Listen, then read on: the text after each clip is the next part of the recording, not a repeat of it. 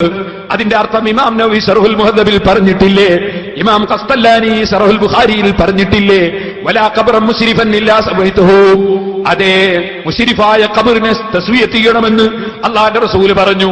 അതിന്റെ മഅന എന്താണ്? അത്തസ്തീഹു, അതുകൊണ്ടുള്ള ഉദ്ദേശം കൂർത്തു നിൽക്കുന്ന ഖബർ അല്പം പരത്തണമെന്നാണ്, ജാറം പൊളിക്കണമെന്നല്ല എന്ന് ഇമാം നവവി ശർഹുൽ മുഹദ്ദബിൽ പറഞ്ഞിട്ടില്ലേ, ഇമാം ഖസ്തല്ലാനി ബുഖാരിയുടെ ശർഹിൽ പറഞ്ഞിട്ടില്ലേ. ആ ഹദീസ് ജാറം പൊളിയല്ലല്ലോ, കൂർത്തു നിൽക്കുന്ന ഖബർ പരത്തണമെന്നല്ലേ ആ ഹദീസിൽ പറഞ്ഞത്. നിങ്ങൾക്ക് ഏതാണ് ഹദീസ് മൗലവിമാരെ? ഞാനിതാ ചോദിക്കുന്നു. മൗലവി ഇപ്പൊ വന്നപ്പോ പറയുന്നു ഞാൻ വെല്ലുവിളിക്കുന്നില്ല. മൗലവി പറയാ ഞാൻ വെല്ലുവിളിക്കുന്നില്ല, വിനയത്തോടെ ചോദിക്കുകയാണ്. വെല്ലുവിളിക്കുകയല്ല, വിനയത്തോടെ കാണിക്കുന്നു. അതിന്റെ ഇപ്പൊ വെല്ലുവിളിക്കാത്തത്? മുമ്പ് കാലത്ത് വെല്ലുവിളിക്കുന്നു പേരോടെ ഫൈൻസിബിനൊന്ന് കാണിച്ചു തന്നാ ചെരുപ്പെടുക്കൂന്ന് അറിഞ്ഞില്ലല്ലോ. ഇപ്പൊ എന്താ വെല്ലുവിളിക്കാത്തത്? വെല്ലുവിളിയുടെ പൂതി മാറിയല്ലേ, കരയുദ്ധമാണ് മൗലവി, വെല്ലുവിളിയുടെ പൂതി മാറിയല്ലേ. ഇപ്പൊ മൂപ്പര് വിനയത്തോടെ ചോദിക്കുകയാണ്. ഞാൻ പറയട്ടെ, വിനയത്തോടെ ചോദിക്കുന്നൊന്നുമില്ല, വെല്ലുവിളിക്കുകയാണ് മൗലവി, വെല്ലുവിളിക്കുകയാണ് മൗലവി. അള്ളാന്റെ റസൂല് പൊളിച്ച ജാറമേതാണ്? ഏത് മഹാന്റെ ജാറമാ പൊളിച്ചത്? ഏത് മഹാന്റെ ജാറമാ പൊളിച്ചത്? ഏത് ഒലിന്റെ ജാറമാ പൊളിച്ചത്? ഏത് നബിയുടെ ജാറമാ പൊളിച്ചത്? പറയണേ മൗലവിമാരെ. സലഫിക്ക് മാത്രമല്ല, ജീവിച്ചിരിക്കുന്ന മുജാഹിദ് ജമാഅത്ത് ഇസ്ലാമിയുടെ ജാറം പൊളിയം മൗലവിമാർ എവിടെയുണ്ടോ അവർക്കെല്ലാം എന്റെ ചോദ്യം ബാധകമാണ്. കുറ്റ്യാടി ഞാൻ പോയത് വെറുതെയല്ല.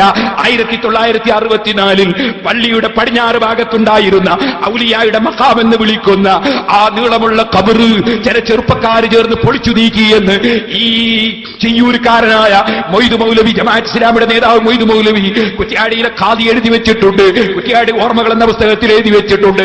ആ ജാറം പൊളിച്ച സ്ഥലത്ത് പോയിട്ടാണേ മൗലവിമാരെ അള്ളാഹുവിന്റെ തൗഫീഖ് കൊണ്ട് 54 പള്ളി റബ്ബിന്റെ തൗഫീഖ് കൊണ്ട് നിർമ്മിച്ചിട്ടുണ്ട്. നിങ്ങളോട് പറയട്ടെ, അതേ സ്ഥലത്ത് പോയിട്ടാണ് 25 മദ്രസ നിർമ്മിച്ചിട്ടുണ്ട്. അവിടെ പോയിട്ടാണ് റബ്ബിന്റെ തൗഫീഖ് കൊണ്ട് 8 ഇംഗ്ലീഷ് മീഡിയം സ്കൂളുകൾ സ്ഥാപിച്ചിട്ടുണ്ട്.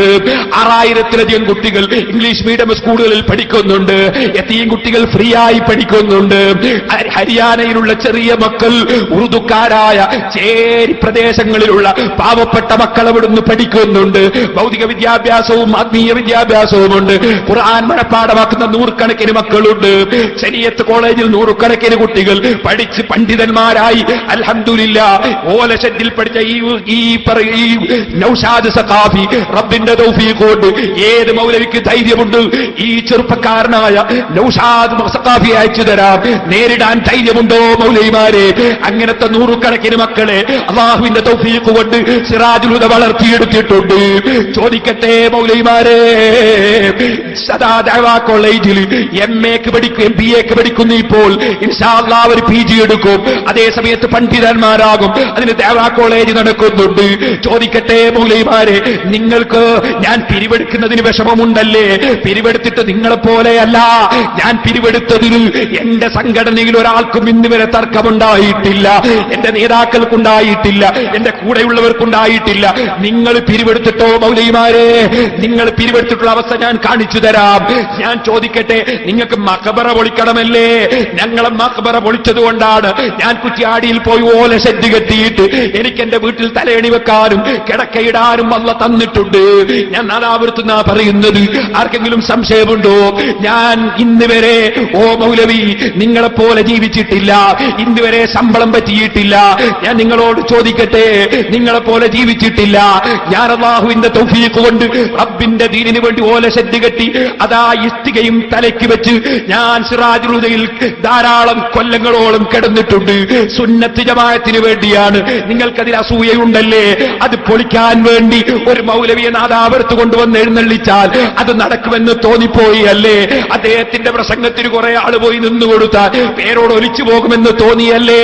എന്നാ ഈ കരയുദ്ധത്തിൽ നിങ്ങളെ അതാ കിടത്തേണ്ട സ്ഥലത്ത് കിടത്തിയിട്ടല്ലാതെ തിരിച്ചു പോകുന്ന പ്രശ്നമില്ല. ശരിക്ക് കേട്ടോളം സിറാജുൽ ഹുദയുടെ സമ്മേളനമായതുകൊണ്ട് നിങ്ങൾക്ക് മറുപടി പറയില്ല എന്ന് തോന്നിയോ? നിങ്ങൾക്ക് സുന്നത്ത് ജമാഅത്തിനെതിരെ ഇബ്ലീസും അനുയായികളും യഹൂദികളും ചാരന്മാരും ലോകത്തെവിടെ വന്നോ അവരെ ഒന്നും ജീവൻ ബാക്കിയുള്ള കാലത്തോളം നിലനിർത്തുകയില്ല. അവരാശയം പൊളിച്ചേ മടങ്ങൂ, സംശയം വേണ്ട. ഞാൻ ചോദിക്കട്ടെ, അള്ളാന്റെ റസൂലിന്റെ പേരിൽ പച്ചക്കള്ളം എഴുതിയില്ലേ നിങ്ങൾ?